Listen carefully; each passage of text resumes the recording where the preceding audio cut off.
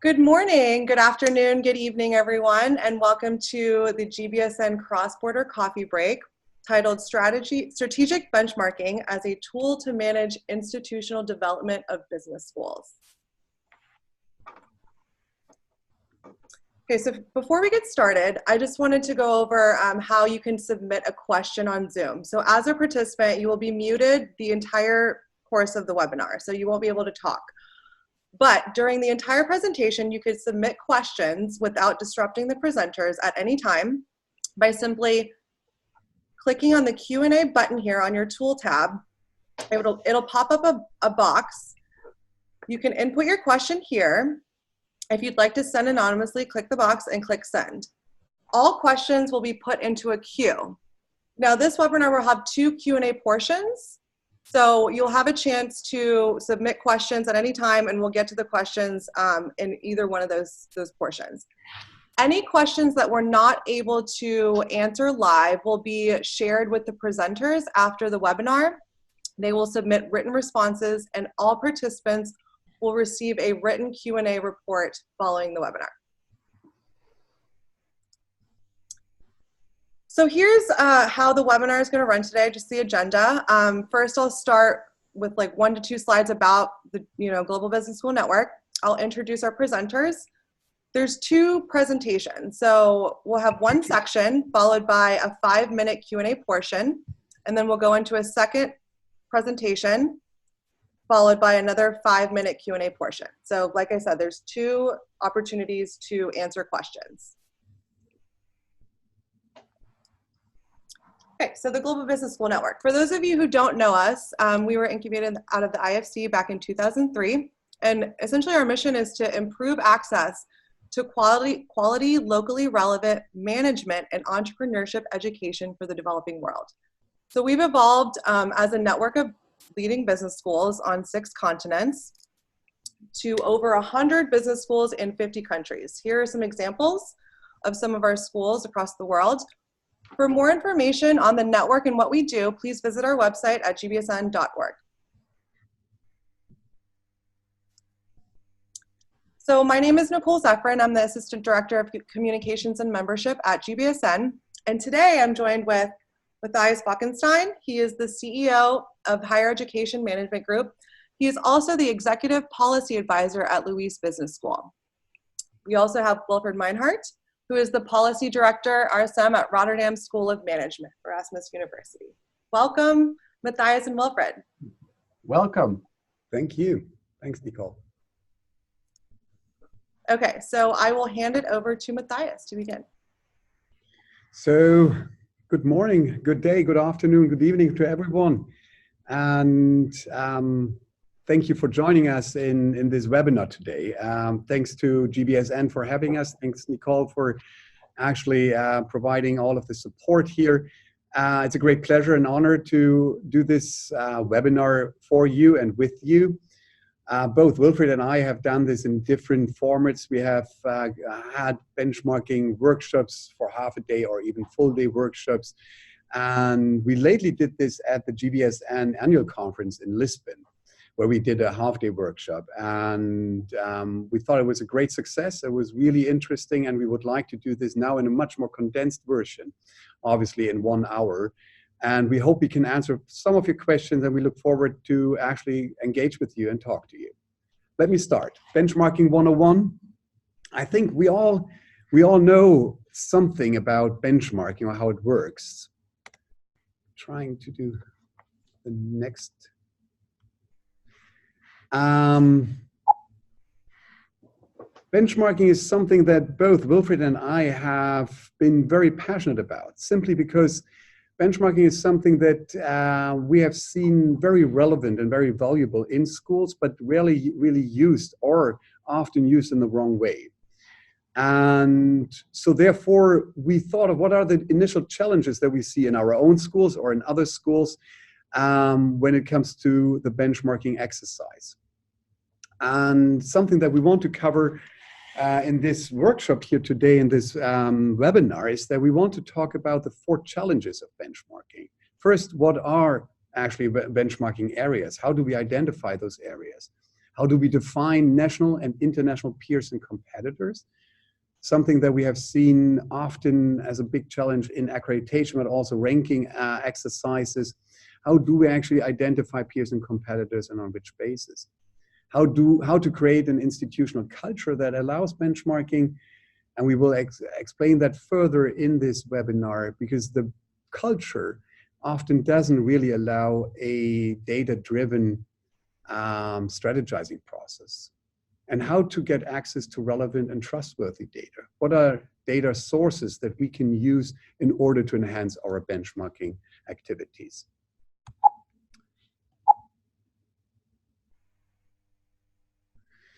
What are multiple benchmarking dimensions in internationalization? And this is our focus today. Obviously, benchmarking can be done in all kinds of operations and institutions, but we focus today on internationalization. And we have identified the 4 core areas where we can provide benchmarking activities in organization, in institutions, specifically programs, services, resources, as well as governance and positioning.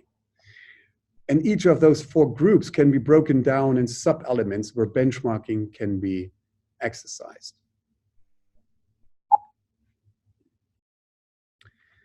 What are the questions that we ask ourselves when we do benchmarking? Very simple questions. Where am I today? How do I compare to others? Am I on the top or on the bottom of the class? What are the areas I need to improve? Where do I want to improve? Are there other institutions with similar challenges, similar problems? And how have they solved their challenges, and what worked or what didn't work? So benchmarking allows us to answer those questions. Benchmarking is a simple but not necessarily a straightforward process. It requires time, commitment, and investment. It is not only a technical exercise, but one of a social and cultural engagement within the institutions. Benchmarking provides factors that are pushing for change of the institutional culture and is a change management process. And potentially, benchmarking can be also threatening.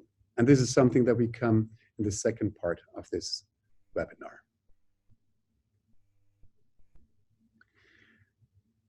So why do we do it? Why do we do benchmarking? Why do we believe that benchmarking is a very important exercise? Because it is a powerful tool that helps us to gain deeper understanding of institutional strength, but also weaknesses. It provides systematic comparison of core institutional processes by placing institutional performance into a context, into a national or an international context. It informs our strategic planning and assists with decision-making in an increasingly competitive environment of business schools and higher education. It's setting realistic objectives and targets, or at least it informs objectives and targets, and it builds up ownership of results at different levels, operational as well as academically. And benchmarking should lead to an innovative practice and improved organizational performance.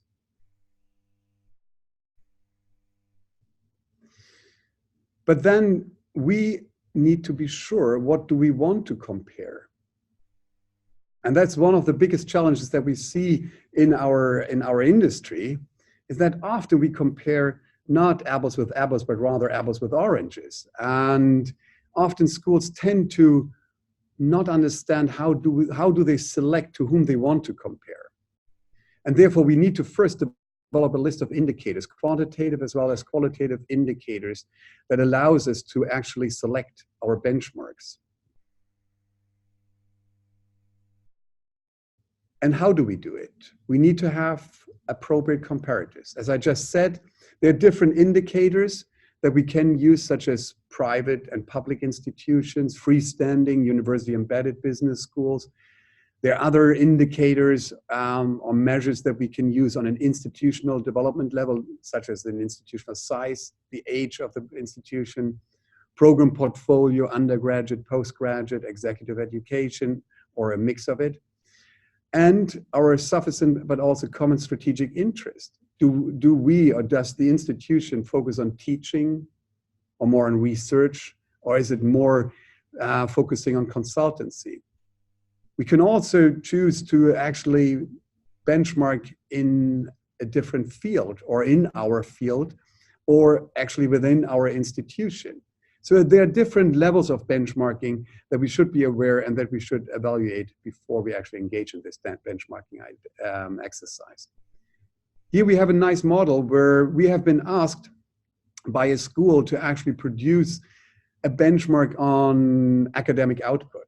On the left side, you can see the school that wanted to benchmark against a peer or a competitor, and they choose to compare against the University College London, which you can see on the right side. On the right side is a full-fledged of an intellectual, institutional and academic output of University College London. And on the left side is a school that asked us to actually produce this. And they were very convinced about that. They want to compare, and they saw a peer in the University College London.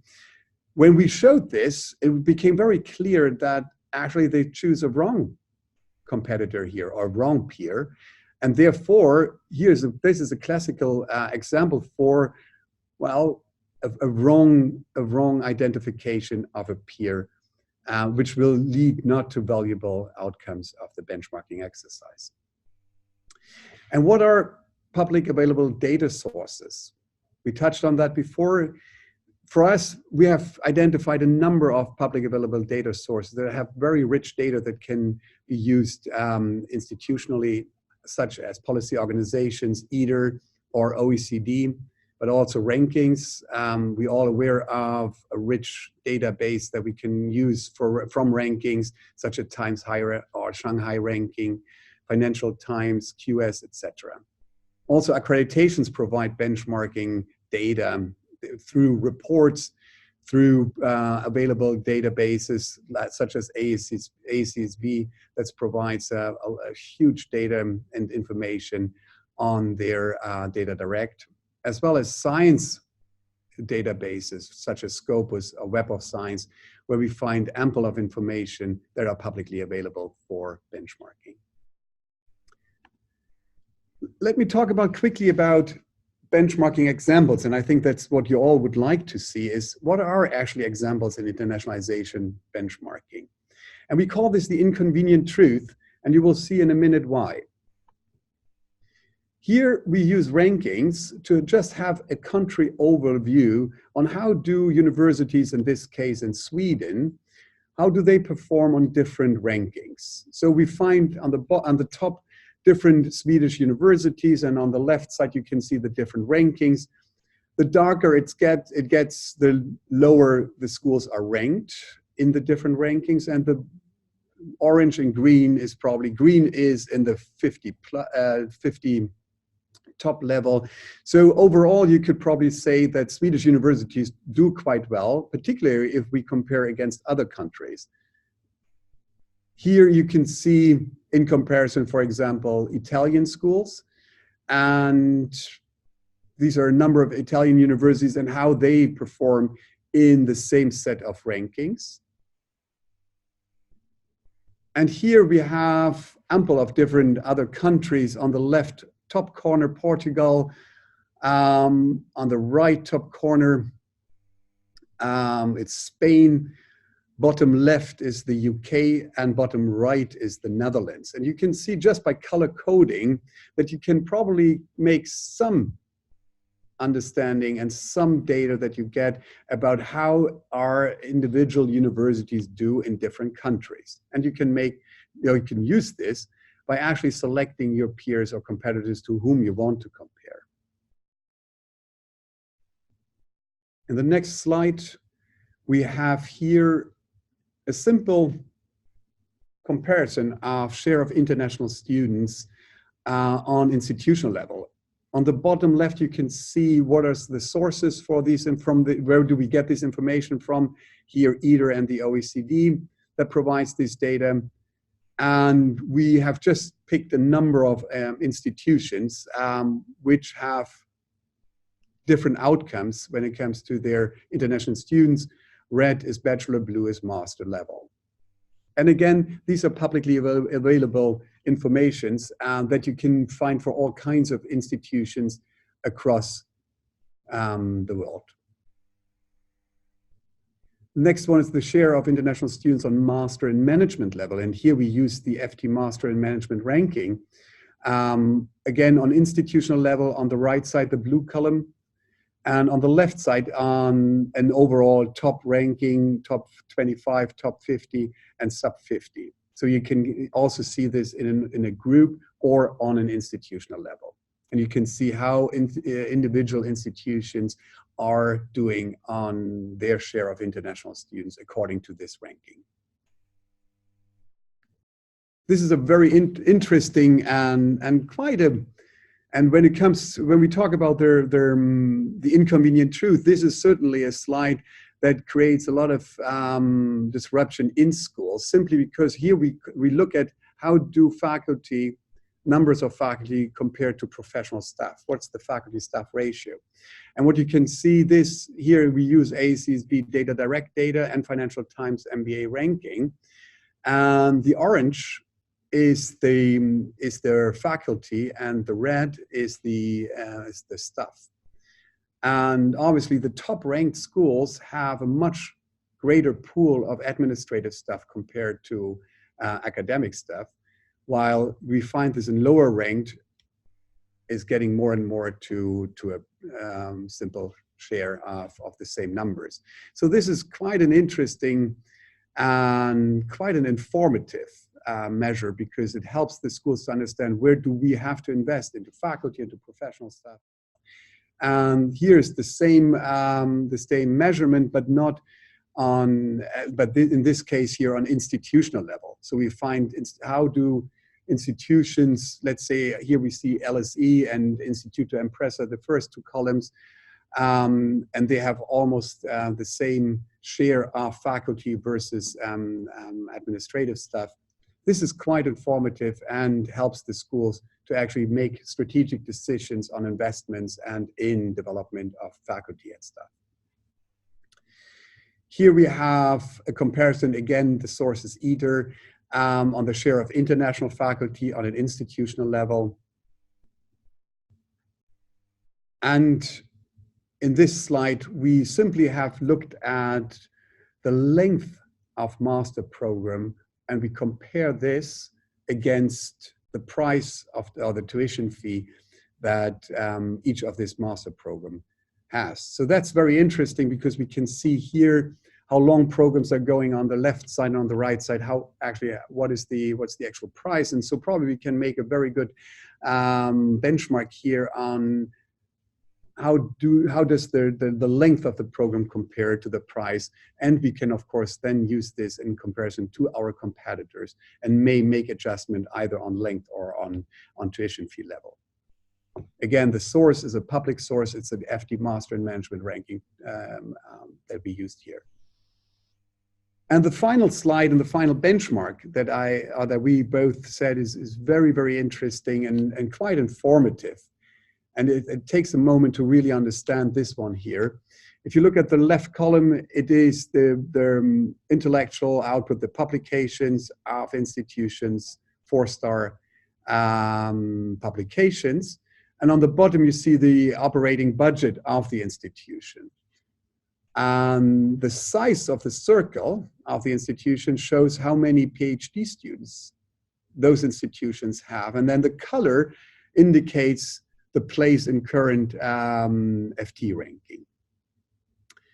And so here you can obviously you can make assumptions out of the budget, the annual budget, and how that indicates the performance on publications, and to which degree the number of PhD students may be relevant here, and how do we compare from institution to institution. Obviously, here's an interesting case.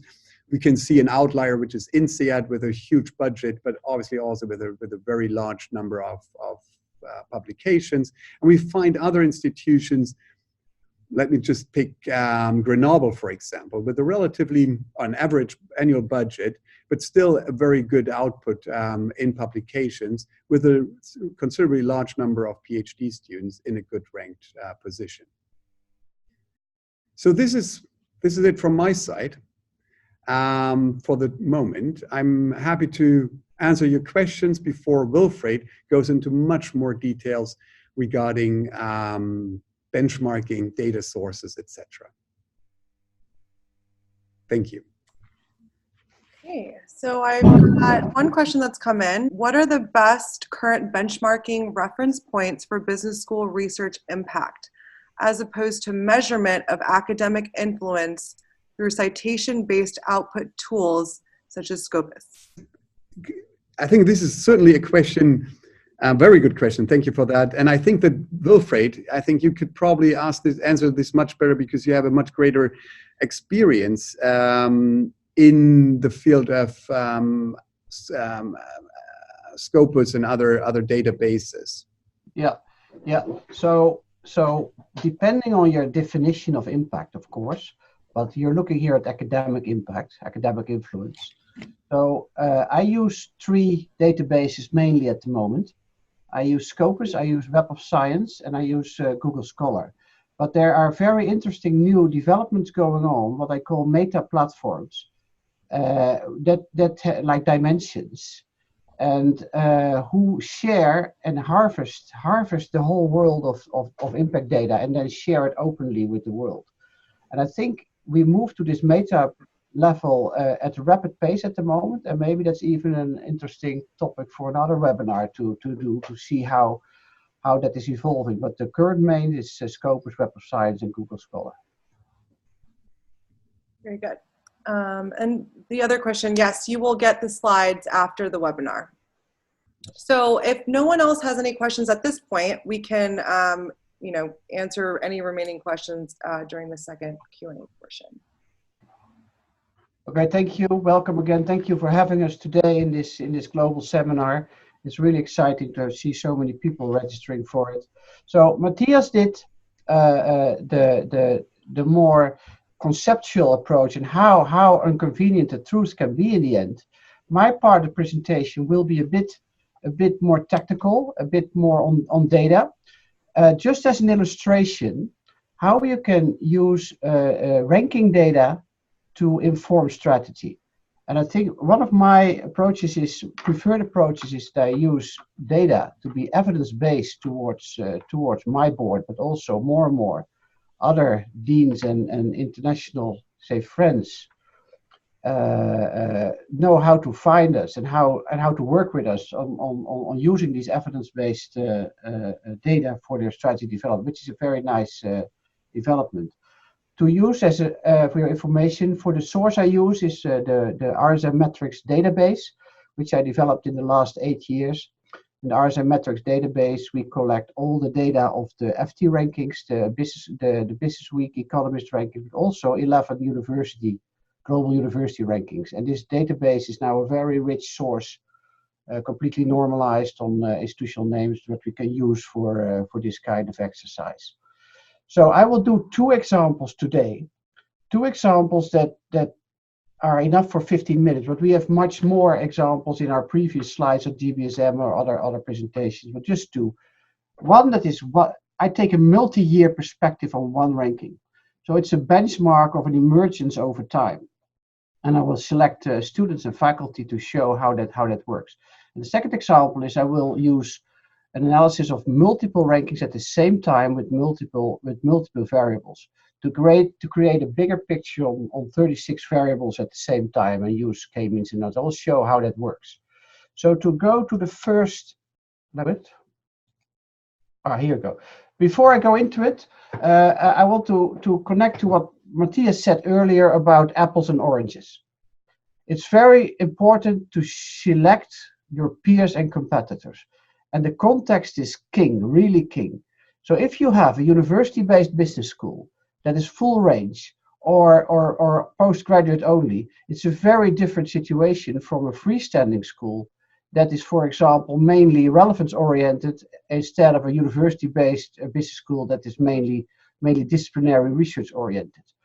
To illustrate this importance, I positioned the RSM as a university-based full-range business school, and we're moving from disciplinary to more hybrid at the moment. We used to be quite academic, disciplinary oriented, but the impact agenda is moving us strategically at the moment, as is any business school. So the engagement agenda is coming up. So we're moving from left to right at the moment. And that makes it also important to see which different peers and competitors come up. For this presentation, I use examples for university-based and freestanding. The first analysis, the freestanding business schools first university-based. What I did here, I took the percentage of international students reported in the MIM ranking, and I took a 10-year perspective. And I selected freestanding schools in the top 30, and not only freestanding schools, but ones that have multiple ranked FT portfolio. And I compared with the European average over 10 years. So you see here the orange line is the European average. And what you see is that for the percentage for this specific variable, only a few schools have high percentage of international students.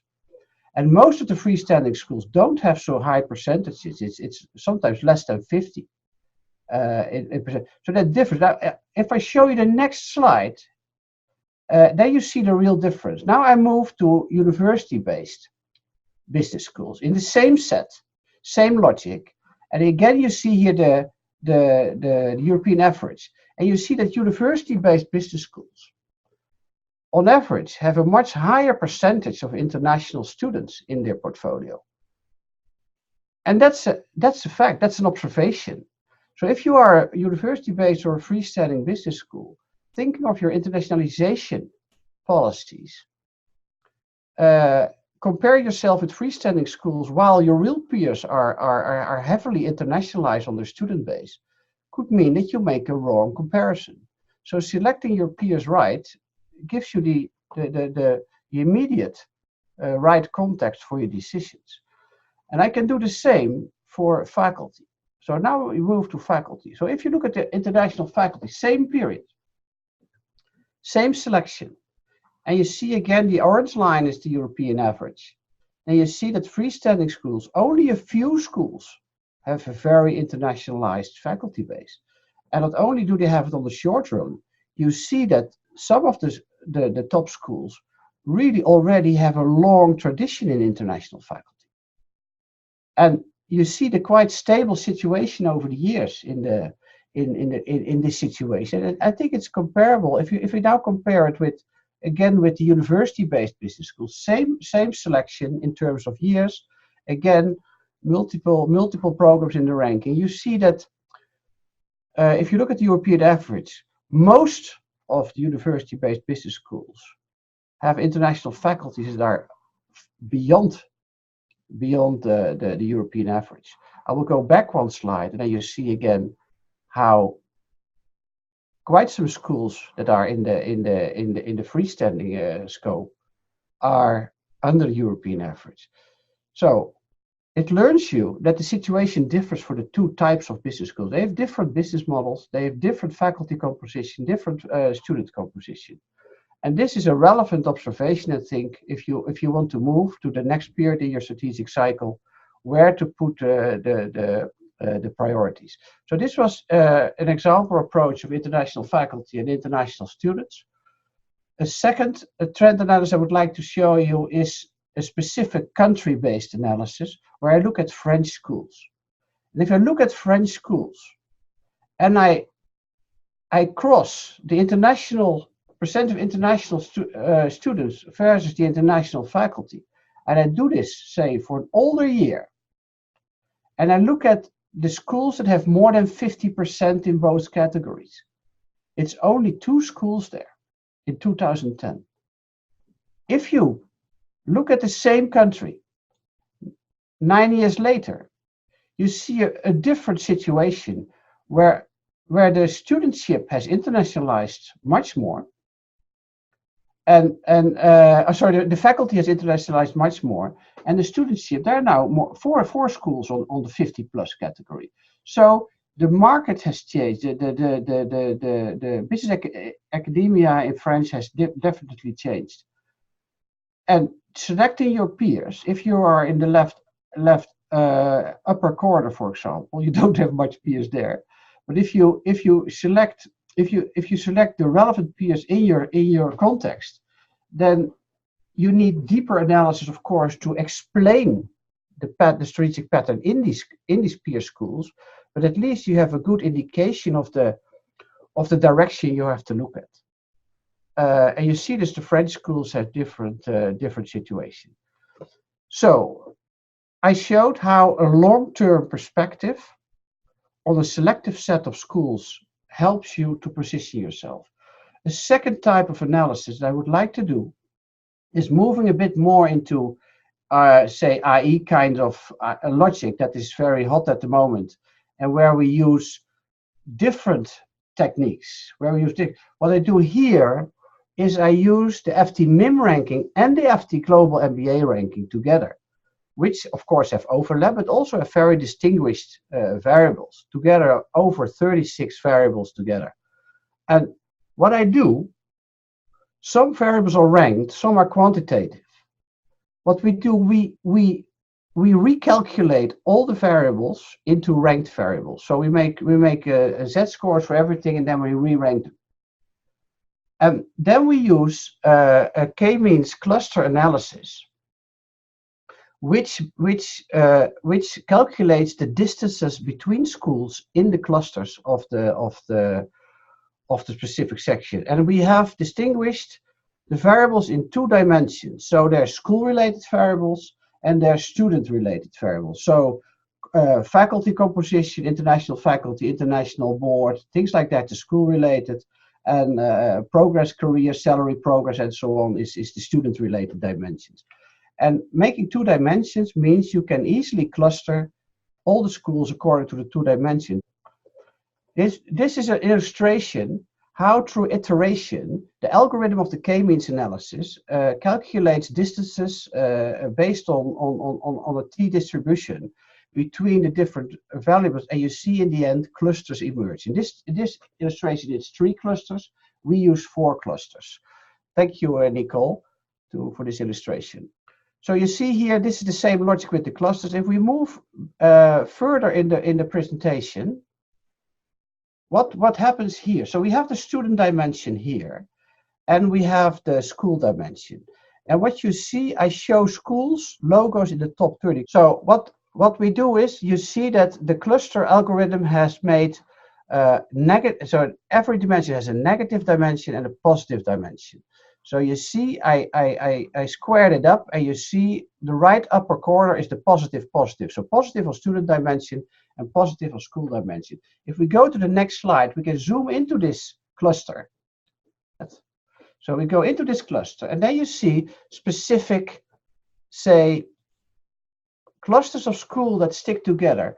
And these schools, although they both have MBA and MIM rankings, they might be in different ranking positions in the top 30. They might be in the top 10 and the top 30, but because of the algorithm, they are now seen as comparable profiles overall. And for me, this is very interesting to see how the 3 schools, for example, INSEAD, Said, and ESADE, compare overall in their composition. And of course, this needs further analysis, but it gives me a hint in the kind of direction I have to look at, and that I don't have to compare myself with LBS, because they're both on the very high on both dimensions, and that's an unrealistic comparison if I'm in a specific cluster in a circle. So again, this analysis helps me to identify peers and competitors that are on a specific set of variables comparable to my own institutional reality. And of course, you can select different dimensions of schools. I just did it for these 2 rankings. You can use 4 rankings, you can use 5 rankings. The logic is the same. So you see here the student and the clustering coming up.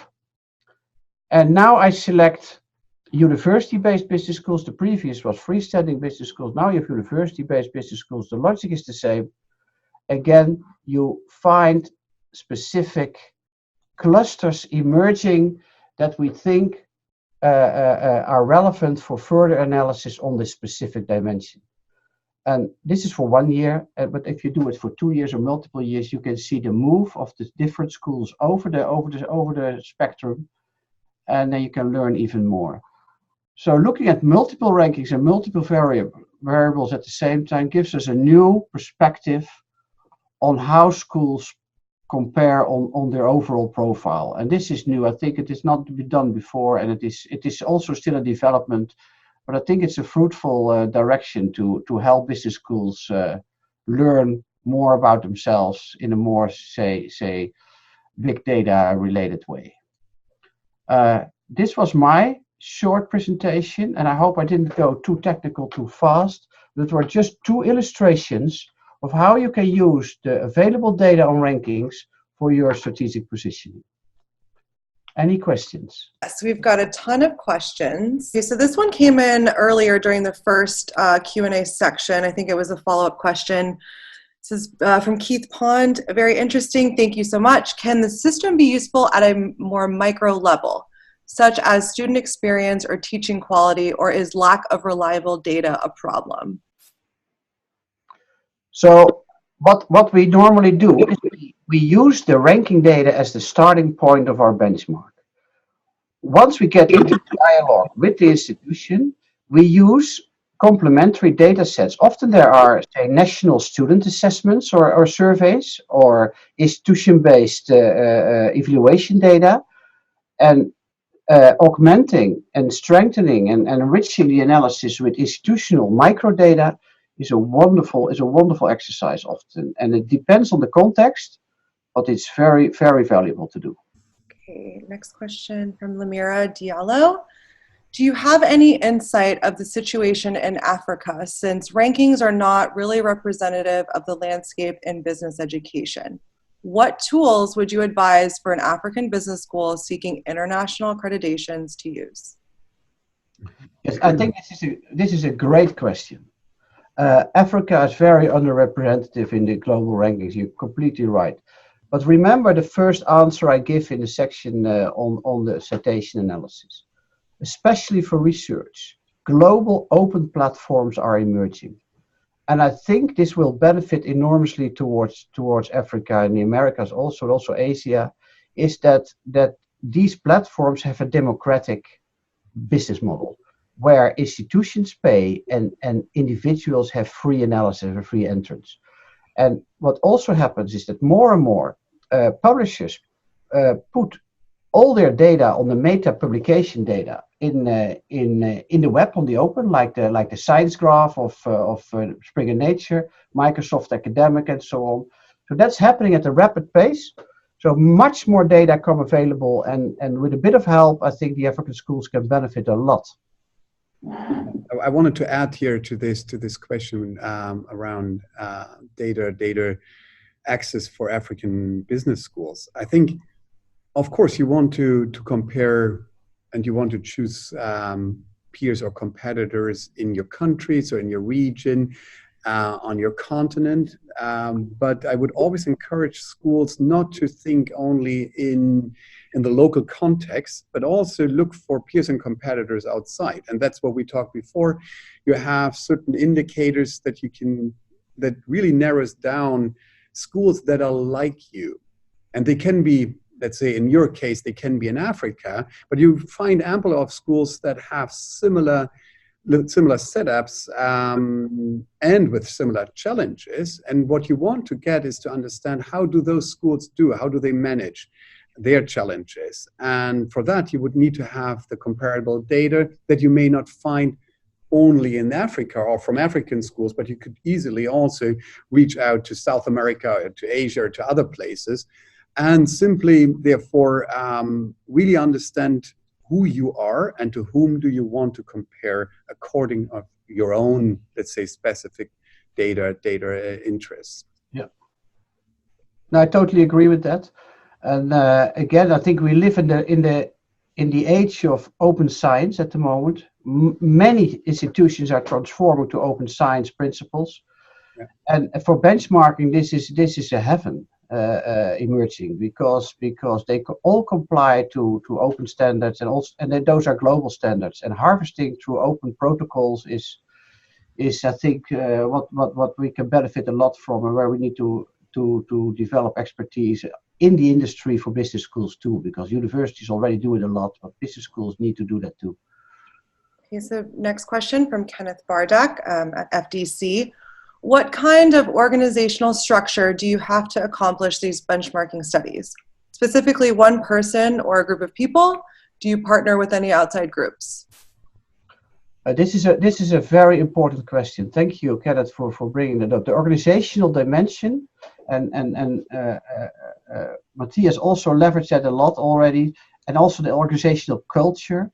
You have to nurture an evidence-based governance style, but you also need at the leadership team ownership of the data governance. If it is accepted among the dean team in your school that data and evidence is the basis for the governance, then you need to organize for it. And in my case, I was able to create a web-based, cloud-based platform where we brought all the data together, and that was already decided in 2012. And now we have the full operational organization. You need an owner at the senior level in the dean's team who sees the bigger picture and who organizes a team around it, and again some facilities to make it happen. And that is not overnight. This is a process you enter. And what I can tell you also, Kenneth, is that there's a smart data management seminar coming up from AFMD, where we have 2 days of active, working on this. And I can really advise you to think of that program if you think of moving that direction. We do that in Singapore in February, together with AFMD Global. Right. Just to add on that, thanks, Kenneth, for that question, because it really is something I really wanted to bring up actually in this question and answer session.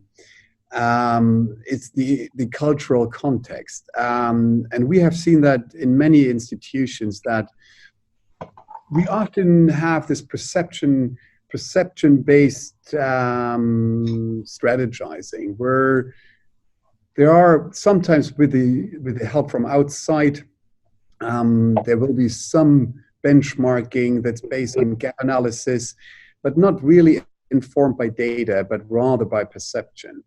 And so when we refer to the question, is the culture in the institution right in order to allow data-driven strategizing, we think it's a very important question, because not every institution is at that point, because we have a lot of trust that we need to have here in order to allow data to inform our strategies. What I mean by that is that if you think back to the slide that I had about the intellectual output, the publications of UCD, University College, not UCD, University College London, versus the school that wanted to compare against this UCL. What happens in that school when they see this, they understand not only that they compare quite weakly against UCL, but also they realize that they have thought they are like UCL, but they realize at that point, no, they aren't. They're far away, in fact. So this creates a sense of clarity and of reality that requires action. And so therefore, we always say you have to develop an institutional culture that allows this type of, let's say, data-driven benchmarking that will allow also constructive but also very critical discussions within the institutions. Thank you, Matthias. Hey, from Roland Seekers at SEMS, do you see any data sources to assess alumni success as a different way to measure and compare school output? Yes, this is one of the dreams I've been working on a bit. I know there's a professor in Maastricht University who has all the LinkedIn data. And I tried to scrape LinkedIn for a few years ago, and then we had about 30,000 profiles scraped and so on. So we tried it, but it's still a very nascent state. But I think it is the way ahead. Outside in stakeholder-driven measurements towards your performance is you see it also in the rankings and the ratings coming up. You see the responsible rating initiative coming up, where stakeholder-based analytics will drive the strategy. There's a presentation and launch of that in Davos end of the month. I think this stakeholder-based thinking will change the benchmarking. Yes, Roland, very good question. Well, Roland, I think this is what quintessentially most of the rankings want to do or do in actually using data that comes from alumni. We also know that there's a weakness to that, because how much access do schools have to the alumni, how valid is the data there? And I always am very cautious when it comes to alumni data and how reliable those data are. So I think it's an area where we know that this should be developed further. And obviously you with your network, with SEMS, probably could also contribute quite a bit here, because you have a large pool of alumni. And I think it would be very interesting to think about how could that be enhanced through organizations like SEMS or others in order to get data from alumni. Well, and to add that, I think there are a few organizations like SEMS, but also even they, who not only have institutional clients and partners, but also corporate partners. Yeah. And this whole matching, benchmarking, I think is still so unused value to combine both sets of data, that we could maybe think of a project, Roland. I like it, this thinking. From Anna Simayans, thanks a lot for such insightful ideas. Could you share some examples of benchmarks related to sustainability and societal impact dimensions? Very, very good question. Thanks, Anna. And I must admit that we had this in the program, and I said to Wilfried, please take it off. It's not about internationalization. So I give right away to Wilfried here. Yeah. So in Lisbon, I presented the first results of my SDG analysis. So what we did here in Rotterdam is we used open data like the Springer Nature science graph, where there are 5.5 million publication records, and we used AI technology with search queries for every SDG to determine and to assess how many SDG related publications were produced by institutions and by business schools. And I even made an analysis to change a ranking variable in the FT of salary by SDG performance. And if you change the variables in the FT rankings with just one variable, the table turns upside down, I can tell you. And using SDG performance in any rating or ranking in the next, say, 10 years, I think that this will happen. And I'm preparing to calculate that and to assess and benchmark what the impact of that will be. I think I can add to this also, and I think Wilfried mentioned that briefly. There will be a new rating that comes out that will be introduced in 2 weeks in Davos at the World Economic Forum. It's a rating called the Positive Impact Rating that actually evaluates the 4 dimensions of business schools, and particularly using here student organizations, student associations that have provided the data through their channels from students. So students have been asked to rate their schools on 4 different dimensions. And there are very, very interesting outcomes, which I can't reveal at this point because they're still embargoed. But I think these are initiatives that will allow us to have actually much more data in the area of sustainability, responsibility, ethics, and social impact. So I think this is obviously, with a growing need for more sustainability and responsibility, there will be also more data in the future that we can probably use in our institutions to drive this sector or this part of the operations in business schools.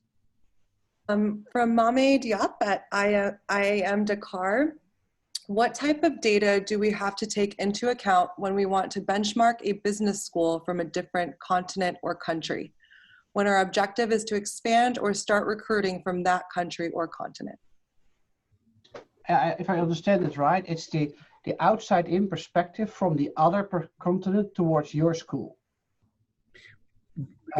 if you want to recruit from those countries. Yeah.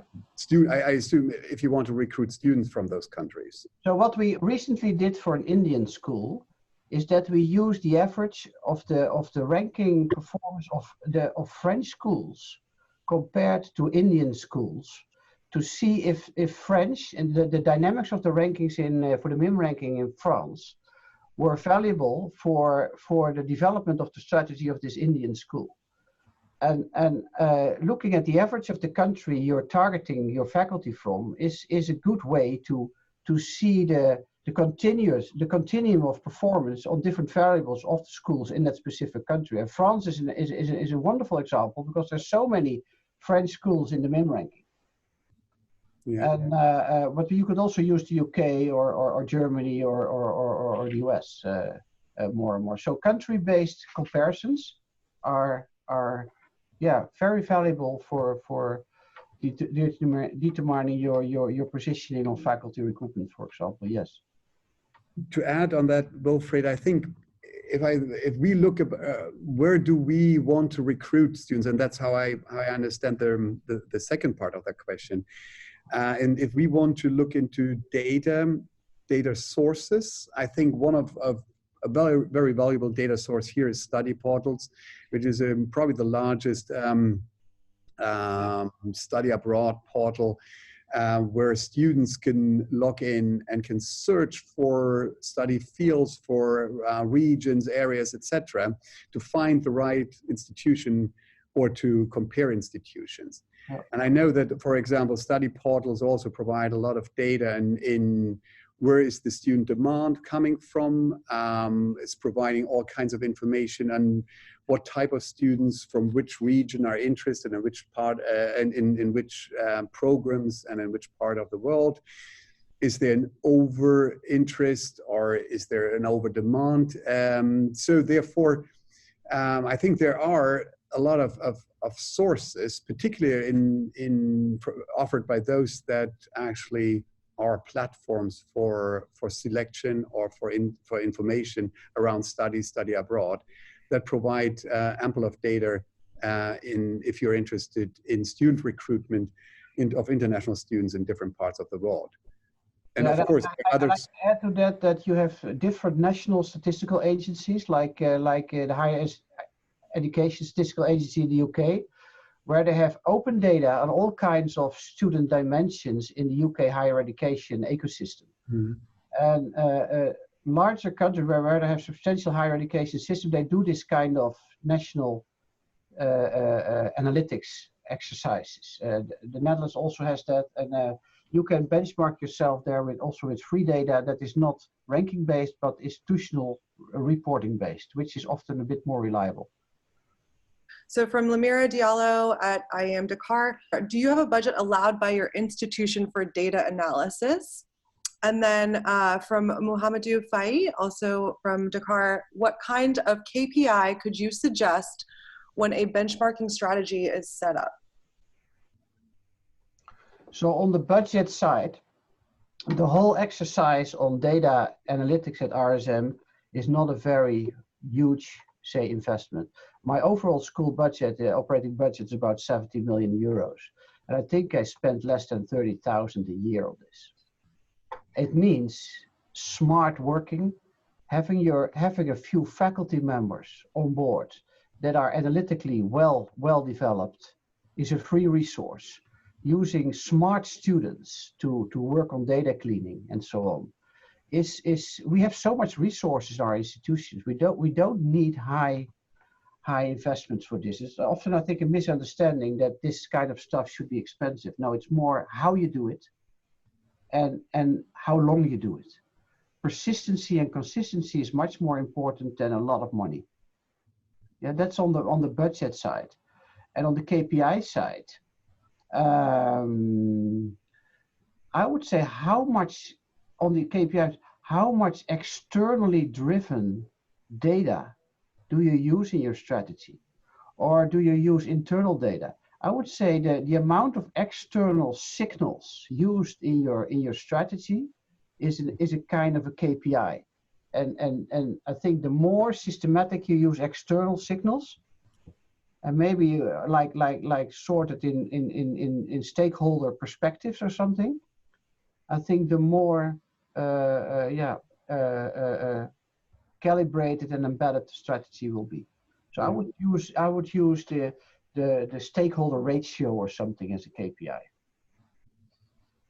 Yeah, I think the KPIs can only be defined by the strategy, the roadmap that you have. And so I think that's a very important question, because what you will be able with a good benchmarking exercise is to say, how do others do in order to reach the KPIs that you want to fulfill. So I think the KPIs are rather something that will be defined by the benchmarks, because it will also tell you what do you want to reach or what do you have to reach in order to maintain or to improve your own position in the market. And you will define upfront what are the areas that we want to actually develop. And I think obviously there's the question, why do we want to develop that? Why is that important to us? Why is this relevant? We have time for one more question from Kenneth Bardak. Okay, so he's referring to a slide. In the slide, diversity in business school models, you have research orientations versus education orientation. And under research orientation, you have primarily academic versus primarily relevance. And under primarily relevance, you have societal versus market. Could you please explain what these terms societal versus market mean? I see the primarily relevant section in the societal and the market section. So I see societal venturing and business venturing as two different, say, lines of impact. Societal venturing are about challenges and about customer-driven projects, for example, third stream money projects. While the market-driven, so the business venturing approach is much more about IP ownership, much more about commercial products. So I see that a bit as a continuum of more or less say differentiated pathways that can be at the same time in the same institutions. But if I take my own university as an example, we are primarily in the societal category, and we don't have a business incubator, for example, yet. We're working on that. But it's the more you move to the right, the more you have an innovation mindset, I think. But we have run out of time. So we have a few questions that we didn't get to, and I'm sorry about that. Like I mentioned at the beginning, I will be providing all unanswered questions to Wilfred and Matthias. They will provide written responses, and all participants will receive a written Q&A report, including the recording of the webinar, as well as the PowerPoint presentation via email within the next 2 days. So thank you so much for joining us today. Thank you to Matthias and to Wilfred for pretty engaging presentation. I will also include their LinkedIn details in the email, so you can connect directly with both of them if you want to continue a discussion or have specific questions. Great. Great. You can also follow me on Twitter. There's a lot of my thinking on Twitter. Thank you so much. I wish everyone a good afternoon, good morning, and good evening. Okay, bye-bye, everybody. Bye. Thank you.